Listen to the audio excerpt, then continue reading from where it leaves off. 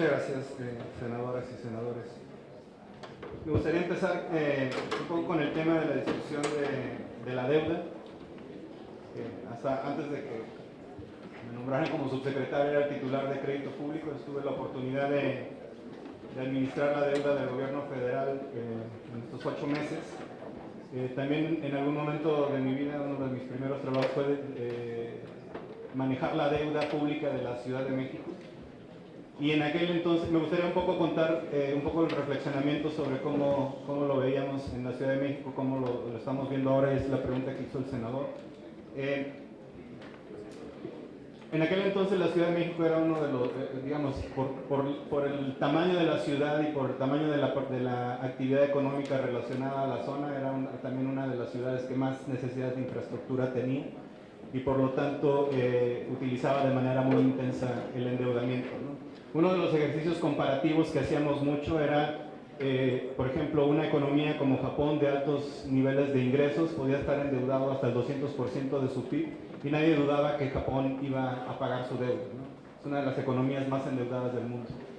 La cuarta economía más endeudada del mundo hasta hace algunos años, si me acuerdo bien, creo que es Jamaica, debe aproximadamente el 140% de su PIB y todo el mundo duda que la pueda pagar. Entonces, la forma en la que se analiza, y muchos expertos, hay mucha discusión y mucho debate al respecto de cuál es la forma en la que se debe de medir la sostenibilidad de la deuda, es la capacidad de pago, pero también tiene que ver con el manejo del portafolio en los términos de sus plazos, de la composición del portafolio. Y ahí me gustaría entrar de manera muy breve a cada uno de estos elementos. Hasta hace en la última década probablemente México duplicó su nivel de endeudamiento como porcentaje del PIB. Lo que vimos es que pasó aproximadamente del 30 a casi llegamos al 50%. Hay una regla no escrita que muchos especialistas la han hecho, es que si uno se acerca entre el 50 y el 60% del PIB, ya se empieza a considerar un nivel un poco que levanta una bandera amarilla o roja dependiendo de si el país es de altos ingresos medios o bajos. Si recordamos, aproximadamente en el 2016, la deuda como porcentaje del PIB de México alcanzó casi el 50% y hubo varios organismos internacionales que hicieron un llamado muy importante a detener este crecimiento. Actualmente estamos en 45%, pero en aquel entonces estábamos casi cerca del 50%, y les voy a dar el dato preciso: 48.7, la definición más amplia de endeudamiento, la tuvimos en el 2016, y a partir de ahí se pudo ajustar el endeudamiento del país utilizando los remanentes del Banco Central. Los remanentes del Banco Central se crean por el diferencial del tipo de cambio. En aquel entonces hubo diferenciales en tipo de cambio que permitieron crear estos remanentes. Es una regla del Banco Central, no es de Hacienda, y esto permitió un poco compensar los incrementos acelerados que habíamos estado viendo en la deuda pública. El presidente cada vez, de hecho que me está pidiendo que reduzca la deuda en términos del porcentaje de PIB, si bien en términos nominales la deuda sigue creciendo, en términos de la capacidad de pago la deuda podría estar disminuyendo, y ese es el objetivo que nos ha pedido el presidente, estabilizarlo en 45.3, en 45.6, pero que no se esté incrementando, ¿no? Entonces, la forma, ahora, ¿cómo se alimenta la deuda? Pues la deuda es la causa de un desequilibrio en los ingresos y gastos. Entonces, por eso es importante mantener un control adecuado del superávit primario. El superávit primario significa que los ingresos menos los gastos, sin incorporar los gastos asociados al pago del servicio de la deuda, deben de ser suficientes para pagar este servicio. Quiere decir que debemos de ahorrar para pagar los intereses cuando menos de lo que debemos y mantener la deuda estable. Es por eso que la propuesta que estamos haciendo en el paquete económico son techos de endeudamiento que están acorde con un superávit primario de 0.7, que nos permita a la vez mantener un nivel de endeudamiento del 45.6% que está en la propuesta de ley de ingresos. Creemos que el 45.6 es un nivel adecuado en sentidos de que no nos quisiéramos acercar al 50%, y por eso hemos sido también muy vocales en expresar que no nos gustaría ver una reducción del superávit primario, porque eso implicaría un incremento de la deuda, y la promesa del presidente ha sido mantener la deuda constante en términos del Producto Interno Bruto. No aplica lo mismo para una ciudad o un estado porque la deuda es sostenible en la medida en la que recaudan más ingresos. Entonces en ese caso las ciudades lo ven más como cuál es la deuda que puedo pagar con mis ingresos. En el caso de un soberano, de un gobierno nacional o federal como somos nosotros, se mide en términos de la producción, porque eso efectivamente implica que se va a recaudar un nivel necesario para poder pagarle.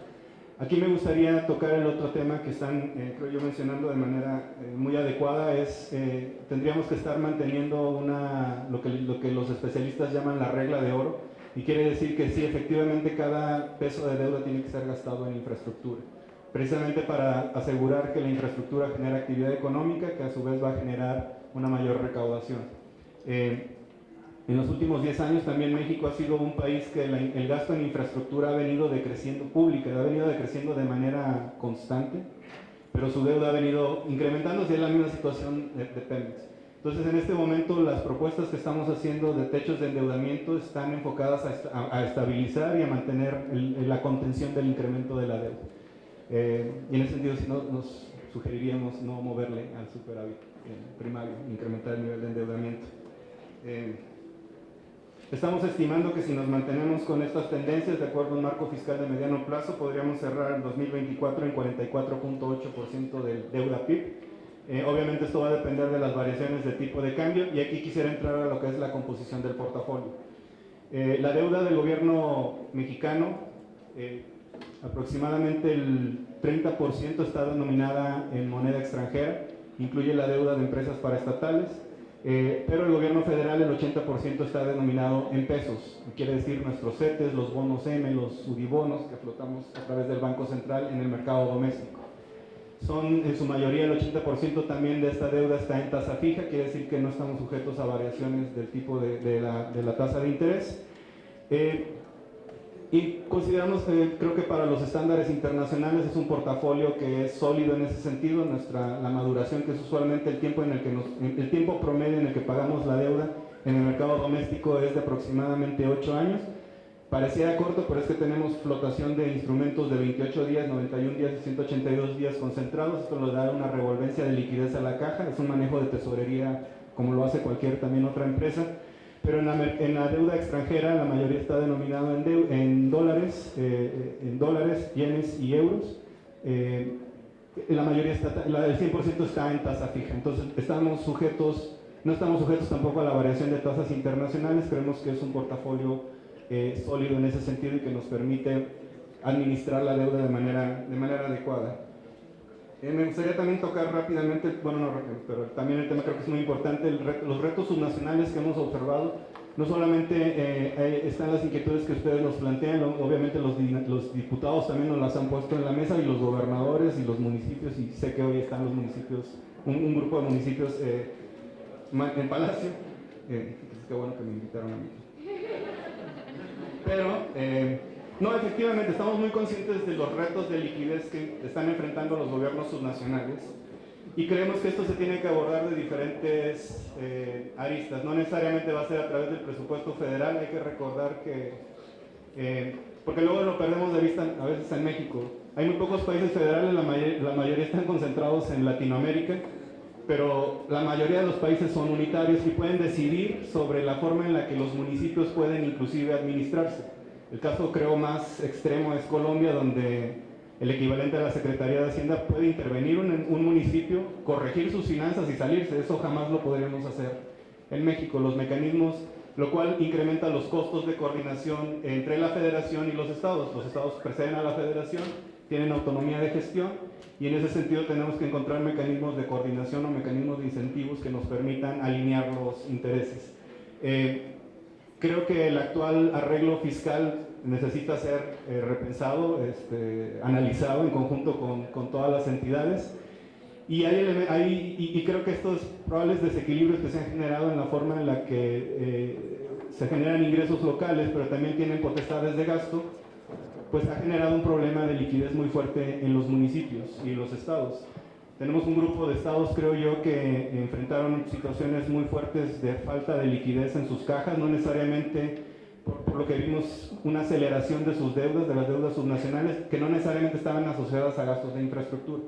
Los gobernadores que recibieron los estados han estado diciéndonos que han estado haciendo un esfuerzo muy grande de ajuste, de gestión fiscal para tratar de controlar sus finanzas y que no se lo estamos reconociendo. Creo que efectivamente el marco de coordinación actual no reconoce estos esfuerzos y lo que estamos discutiendo con ellos es que quizá deberíamos, inclusive es una idea que salió en la Cámara de Diputados, de que deberíamos de estar pensando en algún tipo de programas de convergencia. O sea, lo que voy es con los temas de liquidez de los municipios, estamos muy conscientes de cuáles son los retos, entonces estamos analizando todas las opciones que pueda haber para no presionarlos más. Incluimos en la miscelánea una iniciativa relacionada con el ISSSTE y con la CFE, eso para establecer, no, sí, para que puedan establecer convenios de colaboración. Y en ese sentido, si bien el IMSS es una ley privada que yo creo que tendríamos que estudiarla más, vamos a analizar la propuesta y trataríamos de ver cómo esto también puede ser solventado. Ahora bien, del otro lado, pues sí me gustaría resaltar que el adeudo es sobre una empresa pública, entonces se sale de una bolsa o sale de otra, pero obviamente estamos muy conscientes de la situación de los municipios. Y con CFE hemos estado conversando para que puedan facilitar convenios colaborativos que puedan hacer pagos o tal vez algún tipo de reintegros una vez que paguen. Lo que no quisiéramos es fomentar la cultura del no pago, pero también pues no podemos estrechar tanto, ¿no? a los municipios. Y creo que aquí está muy relacionado con el tema de deuda y estados, pues es que tanto podemos también gastar en infraestructura y la participación de privados en actividades productivas. Como lo dije en la primera intervención, prácticamente por cada peso que el sector público invierte, el sector privado invierte 7 veces más, de tal forma que en realidad el gasto público nunca va a poder suplir al gasto privado en infraestructura y entonces tenemos que encontrar mecanismos en los que podamos ayudar a converger al sector privado en obras de infraestructura que tengan sentido público y entender bien cuándo hace sentido que el sector privado intervenga, y creo que es cuando los proyectos son rentables, tienen un grado de rentabilidad adecuado, y donde no hay, digamos, donde son bienes públicos, donde tal vez el gobierno va a tener que intervenir.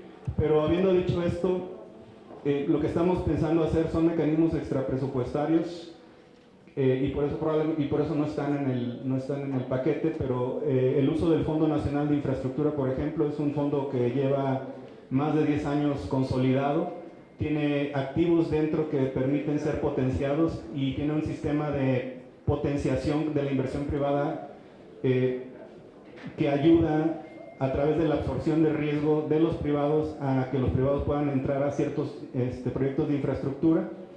Creo que el modelo está un poco agotado, es mi percepción, y lo tendríamos que repensar más, pero existen activos dentro del fondo que nos permitiría potenciarlo y tratar de usarlo como una de las herramientas que puedan ayudar a fomentar la participación de privados. Y me estoy refiriendo a casos muy concretos, no estoy hablando en el aire en abstracto. Transporte, desarrollo de infraestructura de aguas, desarrollo de carreteras, es lo principal de hecho que está en el fondo. Inclusive parte de las iniciativas que anunciamos a principios de junio sobre el plan de apoyo a la economía tenía que ver con recursos que pueden ser utilizados del FONADIN y también del desdoblamiento de activos como concesiones carreteras que puedan fomentar la participación privada. Curiosamente, la mayor parte uno de los criterios que estábamos utilizando cuando identificamos esta serie de acciones de la economía era que fueran proyectos que ya estaban próximos a realizarse, es decir, maduros y con proyectos de factibilidad ya bien establecidos. La mayor parte están localizados en la zona centro y norte del país. Entonces muchas de las inversiones van a ser detonadas en estos estados, pero también vuelve otra vez a traer la necesidad de que probablemente el gobierno va a tener que ser más activo en la zona sur del país. Y creo que si a nivel federal estamos pensando en un fondo de infraestructura o en reglas que nos permitan potenciar la infraestructura y que en algún momento pudiera estar ligado a la deuda, creo que debería de estar pasando lo mismo a nivel subnacional, ¿no? Entonces, una de las iniciativas que veremos traer probablemente a la mesa muy pronto al Congreso sería tratar de repensar la ley de disciplina financiera, la cual consideramos que es un arranque muy bueno en cuanto a establecer lo que es el sistema de monitoreo subnacional a la deuda pública. Creemos que se tiene que complementar con el monitoreo no solo de la deuda, sino de los activos, para realmente tener un sistema de alertas temprana que nos permita identificar si un Estado va a enfrentar problemas de liquidez o no. Pero más allá de todo eso, quisiéramos que esto se enmarcara en un programa de convergencia donde los estados puedan acceder a recursos si logran metas de desempeño, ¿no? Y eso es algo que nació en las discusiones en la Cámara de Diputados, y la gran pregunta es cómo lo vamos a fondear. En este momento no hay recursos para fondearlo, pero creemos que es una de las iniciativas que tendría que ir como parte de una reforma fiscal y de una reforma de la ley de disciplina financiera. Y el objetivo no es flexibilizar o que se endeuden, sino más bien que haya una mejor planeación del manejo fiscal y una mejor proyección del manejo fiscal, y que esté alineado con las prácticas que también en el nivel federal queremos impulsar, que es tener una política contracíclica, tener marcos fiscales de mediano plazo y un contrapeso con un comité en el Congreso, como sería en sus congresos, que nos permita dirimir este tipo de debates en cuanto a las proyecciones, ¿no? Gasolina.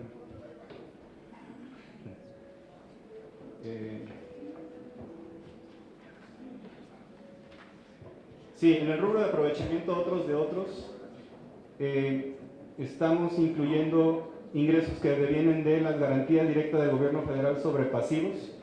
Esta es la garantía que usualmente le estamos dando, por ejemplo, al tipo de las bancas de desarrollo, donde el gobierno federal otorga la garantía soberana. Los bancos de desarrollo pueden levantar fondeo de manera más barata, y por esa ayuda de la garantía soberana nosotros les cobramos un aprovechamiento. Este es uno de los rubros. También vienen bienes y servicios de Sedena, servicios de protección y seguridad que otorga el Servicio de Protección Federal, la cuota de garantía de no caducidad de derechos de agua nacionales, a Conagua, y servicios que proporciona la Secretaría de Marina y Armada de México. Entonces tengo aquí la desagregación de los otros y otros, están en línea con otros años de lo que se ha incluido en la ley de ingreso federal, y se lo puedo también hacer llegar, senadora, si gusta la desagregación.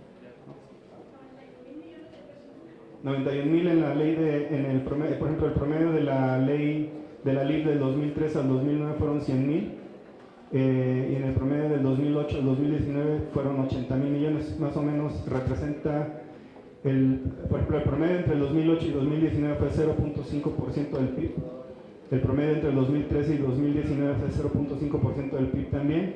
Lo que estamos proponiendo en el 2020 en la LIF es el 0.3% del PIB.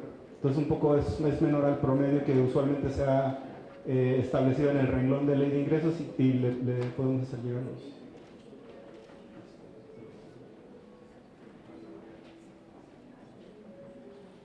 gasolinas. Con el derecho de agua, si quieren, como bien lo dijimos, no es algo que incluimos nosotros en la ley de ingresos. Creo que la discusión, hicimos un análisis muy rápido cuando se hizo la propuesta en la Cámara de Diputados. Un poco el sector, lo que entendemos es que el derecho de agua sería utilizado para infraestructura en Conagua, que es la preocupación que creo que han expresado los senadores. El sector representa alrededor del 76% del consumo, pero en realidad solo aporta $1 millón de pesos al año para financiar la infraestructura hidráulica necesaria. Entonces, si la gran preocupación es la infraestructura y aparte los efectos ambientales que pueda haber, tal vez lo que podríamos hacer es pensar cómo podríamos pensar en impuestos ambientales dentro de un marco de una reforma fiscal que podamos presentar después, para tratar de ver cómo podemos ayudar a financiar infraestructura que esté relacionada con la productividad del campo. Es una iniciativa que la propusieron en la Cámara, nos pidieron estudiarla, la hemos estado estudiando, pero bueno, en un ejercicio democrático donde el Poder Legislativo es completamente autónomo, ustedes tienen también parte de esa decisión. Los precios estimados que utilizamos para estimar los jets de gasolinas, para la gasolina regular utilizamos $1.56 por galón, para la gasolina premium $1.71 por galón y para el diésel $1.81, $6 por galón. Estos precios son consistentes con la proyección que estamos haciendo del precio del petróleo de $49 por barril. Solamente me gustaría un poco resaltar que la forma en la que los jets se mueven dentro de la estructura también tiene que ver con la forma en la que el precio del petróleo se mueve. Utilizamos precios internacionales de referencia para establecer los niveles y estos tres precios están relacionados con una mezcla mexicana de $49 por barril, que es lo que pusimos en criterios. Si moviéramos el precio del petróleo tendríamos que mover los precios de referencia, por eso somos muy vocales entre que no lo movamos, porque creemos que es un precio del petróleo que nos permite controlar los riesgos de caída del precio y obviamente pues si el precio del petróleo es mayor vamos a tener más ingresos, entonces estamos creo cubiertos en el riesgo hacia abajo.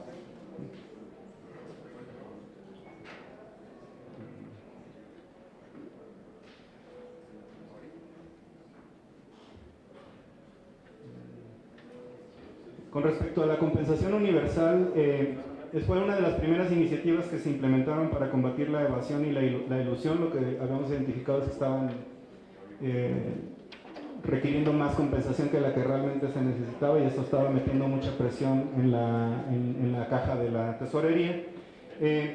Sin embargo, derivado del periodo de transición en la compensación universal, no necesariamente estamos viendo actualmente los efectos totales de la compensación. Eso probablemente lo vamos a empezar a ver de manera ya más completa en enero del 2020. Actualmente estamos estimando un beneficio de 25,000 millones de pesos solamente por eliminar la compensación universal, porque cierra esta llave de ilusión.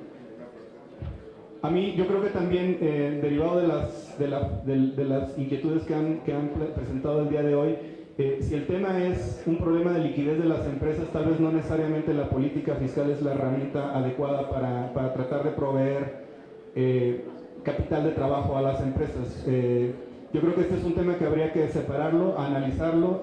Yo lo que podemos hacer del lado del ramo que me corresponde es ver si puede haber un rol de las bancas de desarrollo en este sentido. Si lo hubiera o si no lo hubiera, también creo que el tema de la liquidez de las empresas habría que analizarlo de manera muy, muy detallada y sí me gustaría que no utilizáramos a la política fiscal porque crea distorsiones y dificulta la administración tributaria. Entonces, pero con gusto podemos sentarnos a analizar cómo podríamos ayudarle a las empresas a no enfrentar estos retos de liquidez que se generan por el impasse de la compensación que ahora no pueden hacer. Y el objetivo sí no es que todos salgan afectados, prácticamente esto es una medida que va contra la evasión, la ilusión, y no es el espíritu afectar a empresas que son cumplidas pero que en el uso de la compensación les permitía tener cierto respiro de liquidez a lo largo de su flujo de efectivo. Yo no sé si... ¿Tengo tres?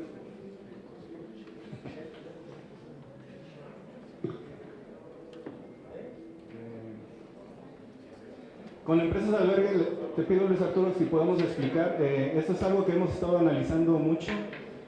Solamente antes de que Luis Arturo entre a los detalles de las empresas de albergue, esto se incluyó en la miscelánea fiscal. Todas las medidas que incluimos en la miscelánea fiscal es un realineamiento que estamos haciendo con los países de la OCDE y del G20. Entonces estamos tratando de alinearnos a las mejores prácticas internacionales.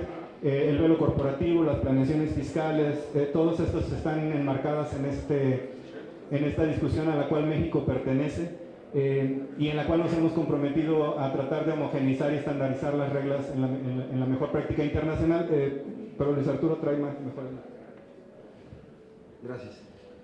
En relación con el tema de Shelter, platicamos directamente con el INDEX este tema. Ellos planean 3 propuestas en específico y la de hacer la aclaración de que son EP en la ley